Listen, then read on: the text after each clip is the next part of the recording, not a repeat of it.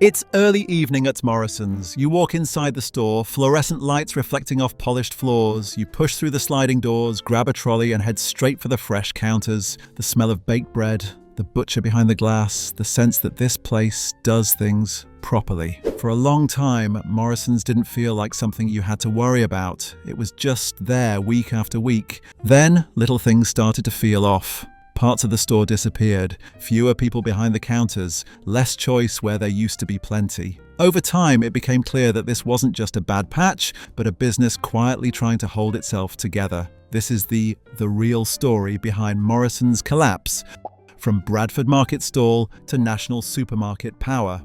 Morrisons didn't begin as a huge supermarket chain. It began in 1899 as a simple market stall in Bradford, selling basic food like eggs and butter. At the time, that was enough. People didn't expect choice, branding, or convenience. They wanted food they could trust, sold by someone they recognized. Over the decades, that stall slowly grew into shops, then supermarkets, and eventually a national chain. Morrisons expanded carefully, not aggressively. It focused on towns rather than flashy city centres. By the late 20th century, Morrisons had become a household name. Families did their weekly shop there. Staff often stayed for years. In many towns, it wasn't just a supermarket. It was part of everyday life. When people talked about doing the shop, Morrisons was one of the places they meant. At its height, the company operated nearly 500 stores across the UK and employed more than 100,000 people. It stood alongside Tesco, Sainsbury's and Asda as part of the Big Four supermarkets. That label mattered. It signaled strength, scale and long-term stability. To investors, Morrisons wasn't exciting, but it was dependable. It made steady money, avoided wild risks, and didn't load itself with dangerous levels of debt. To customers, it felt solid, like a brick-built store that wasn't going anywhere. For decades, that feeling was enough to keep Morrisons firmly rooted on the British high street. The vertically integrated model that defined Morrisons.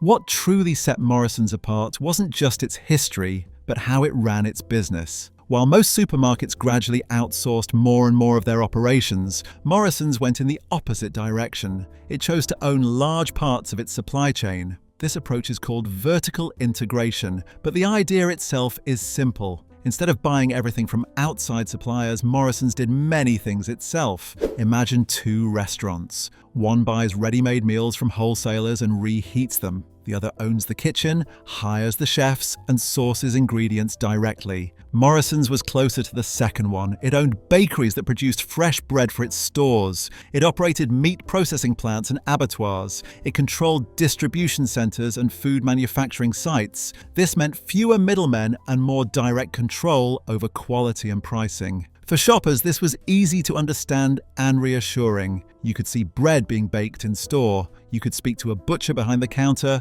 Food felt fresher, more local, more honest. Morrisons built its identity around that idea. For a long time, this model worked extremely well. It created loyalty and trust, but it also came with a downside. Owning everything meant higher fixed costs. When conditions were good, those costs were manageable. When conditions changed, they would become much harder to carry. Peak scale, slim margins, and hidden vulnerabilities.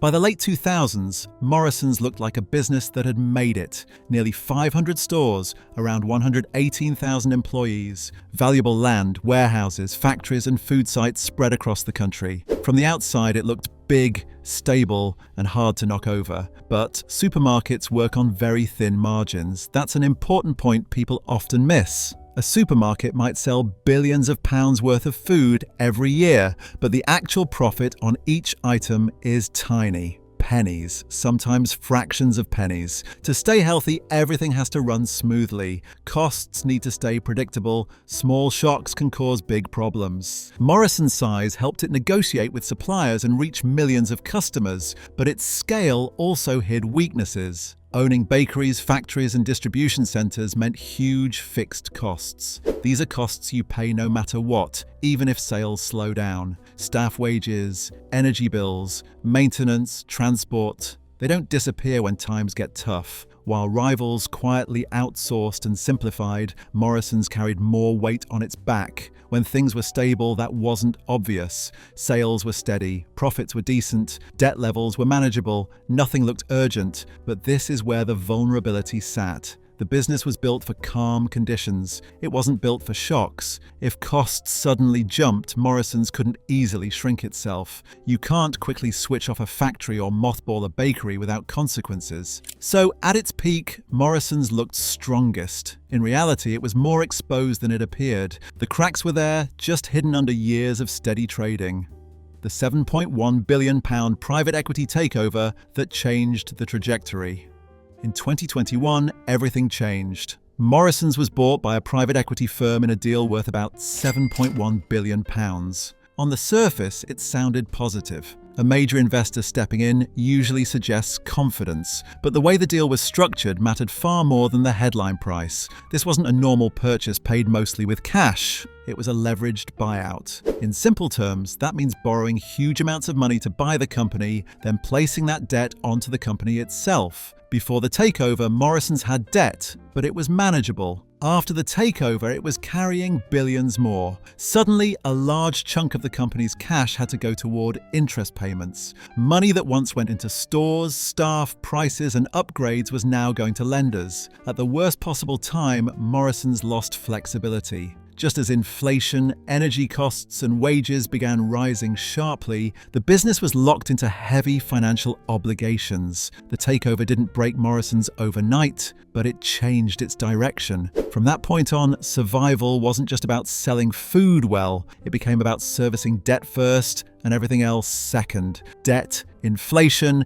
and the end of financial flexibility. After the takeover, Morrisons entered a much harsher world. Interest rates, which had been near zero for years, started to rise.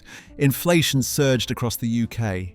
Energy bills jumped, wages increased, suppliers demanded more money.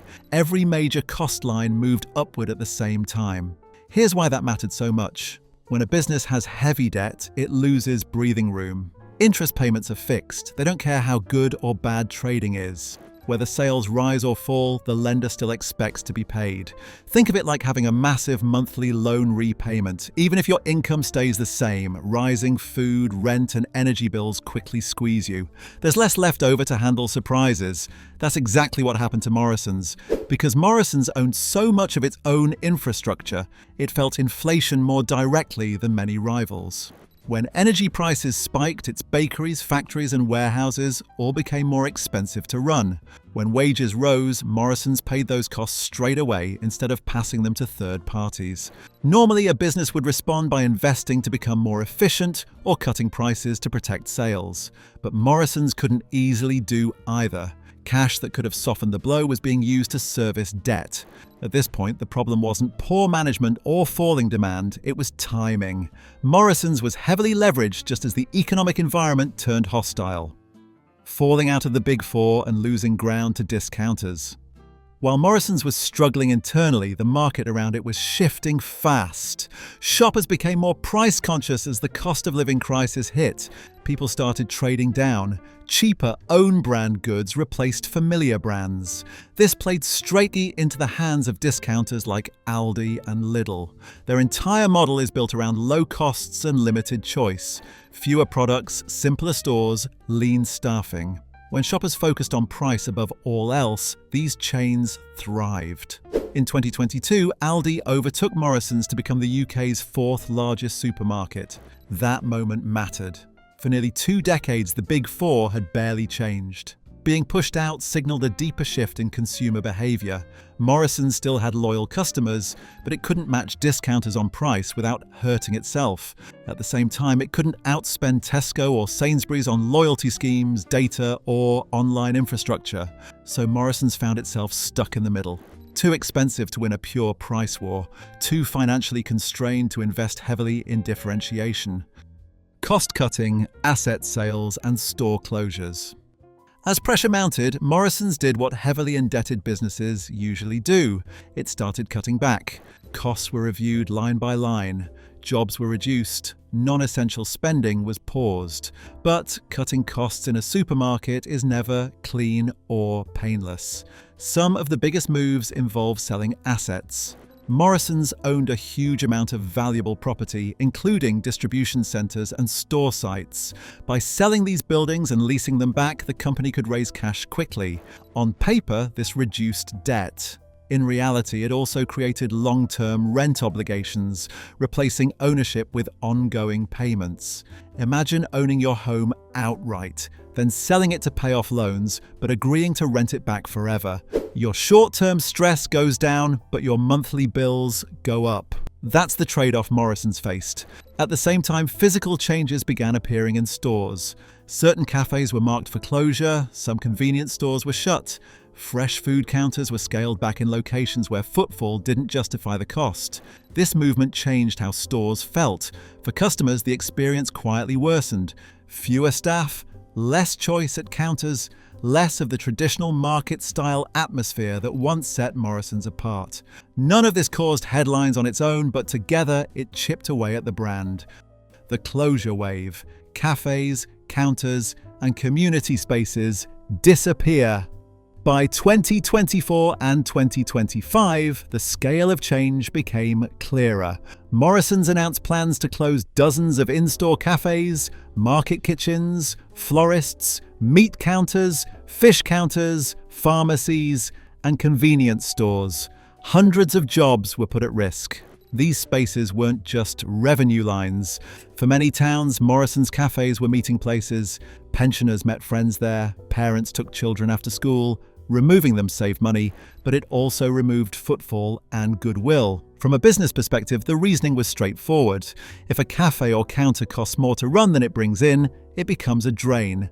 Energy, staff, food waste, maintenance. When margins are tight, those numbers matter. But the human impact was harder to measure. Staff faced uncertainty. Customers felt the loss of familiarity. Stores became more transactional and less social. Management described the closures as targeted and necessary, and in pure financial terms, they were. But each closure pushed Morrisons further away from its old identity. The supermarket was shrinking parts of itself to stay alive. The question was whether enough would remain at the end to still feel like Morrisons. Jobs at risk and the human cost of restructuring. Behind every closure and cost-cutting decision were people. When cafes shut, counters disappeared, or bakeries were scaled back, it wasn't just space being removed, it was jobs. Thousands of staff across the business faced redundancy, redeployment, or reduced hours. For long-serving employees, this was especially painful. Morrisons had a reputation for stable employment. Many workers spent decades there, building pensions and routines around the company. When restructuring began, that sense of security cracked. Some roles could be moved elsewhere in the business. Others couldn't. Skilled jobs in bakeries, meat processing, and manufacturing were harder to replace. When facilities like Rathbone's Bakery were put under review, hundreds of livelihoods were suddenly uncertain. This kind of restructuring also affects morale. Even staff who keep their jobs feel the pressure. Workloads increase, teams shrink, uncertainty hangs over everyday shifts, productivity can suffer, not because people don't care, but because constant change wears them down. From management's perspective, these moves were about survival. A business under debt pressure has limited options, but for workers, the experience felt personal. Promises of long-term stability were quietly replaced with short-term caution. Morrisons didn't just lose staff, it lost experience, relationships, and local knowledge built over years. Mixed recovery, sales growth, debt reduction, and AI investment. Despite all this, the story wasn't entirely negative. By late 2024, Morrisons began showing signs of stabilising. Like-for-like sales improved. Debt was reduced from over £6 billion to around £4 billion. Some of the worst financial pressure eased. The company also pushed hard on modernisation. Loyalty schemes were revamped. More McColl's stores were converted into Morrisons daily formats.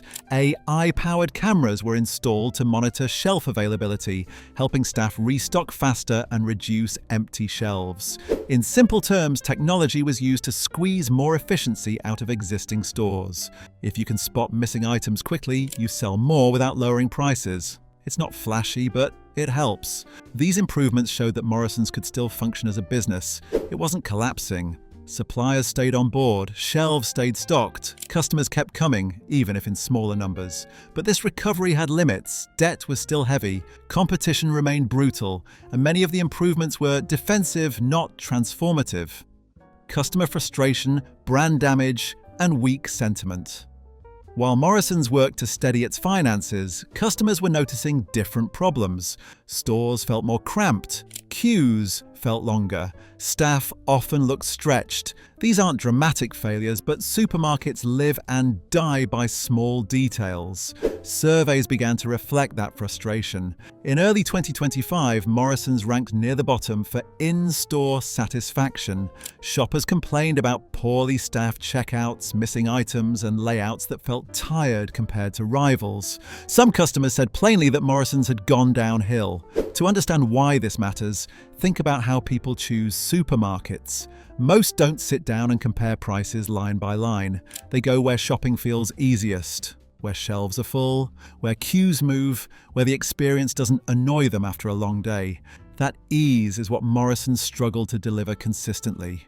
Loyalty schemes were updated, but technical glitches damaged trust.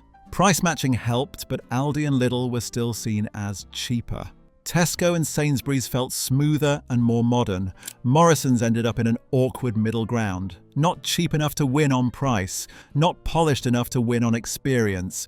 Once customers drift away, they rarely rush back. None of this meant Morrisons was empty. Millions still shop there every week, but sentiment matters. When shoppers feel uncertain or disappointed, they become less loyal. And in a low-margin business, loyalty is everything. The brand damage wasn't sudden. It was gradual, quiet, and hard to reverse. What Morrisons now represents for the British High Street. Morrisons today means something different than it once did. It used to represent stability, a supermarket that felt rooted in place, not driven by financial engineering or rapid change. That image has faded. For many towns, Morrisons is still a major employer and anchor store. When cafes close or counters disappear, the effect spreads beyond the shop floor.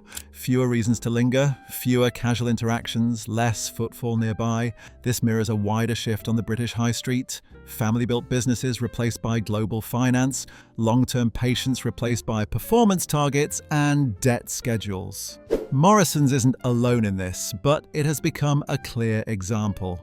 To a layman, the lesson is simple. Even businesses selling essentials like food are vulnerable if their finances are stretched too far. You can do everything right operationally and still struggle if ownership priorities change. Morrisons didn't forget how to sell groceries. It didn't lose customers overnight. It was reshaped by decisions made far above the shop floor. For shoppers, it's a warning. Cheap prices often come with hidden trade-offs. For workers, it's a reminder that stability can disappear quickly. And for the high street, Morrisons has become a symbol of transition, from certainty to constant pressure. The lights are still on, the doors are still open, but the meaning of the brand has changed. 2025 crossroads, restructuring, breakup, or slow decline. As Morrisons moves through 2025, it's standing at a fork in the road. The business isn't bankrupt, stores are open, food is still being sold every day, but that doesn't mean the future is secure. There are only a few realistic paths forward, and none of them are easy. One option is a deep restructuring. That means trying to renegotiate debt, selling more assets, and then actually reinvesting in stores, staff, and pricing. In simple terms, it's like refinancing a heavy loan and hoping the breathing room is enough to rebuild properly. This path keeps Morrisons intact, but it depends heavily on lenders agreeing and the economy not getting worse. Another option is a breakup. Parts of the business could be sold to stronger players. Convenience stores, property or manufacturing units could be separated and sold off piece by piece. This raises cash quickly, but it shrinks the company and weakens what made it distinctive. Customers might not notice all at once, but over time the brand becomes thinner. The darkest option is administration. Not a sudden collapse, but a slow slide where debt becomes unmanageable and tough decisions are forced. Other once untouchable British retailers have gone this way. It starts quietly, then accelerates. For Morrisons, the problem isn't food or demand. People will always need groceries. The problem is pressure. Thin margins, heavy debt, and little room for mistakes. Morrisons is still breathing, but it's no longer running freely. What happens next depends less on shelves and shoppers, and more on finance rooms and negotiations most customers will never see. What do you remember about shopping at Morrisons when it was at its peak? Let us know in the comments below. If you learned something new today, make sure to give this video a thumbs up. See you in the next one.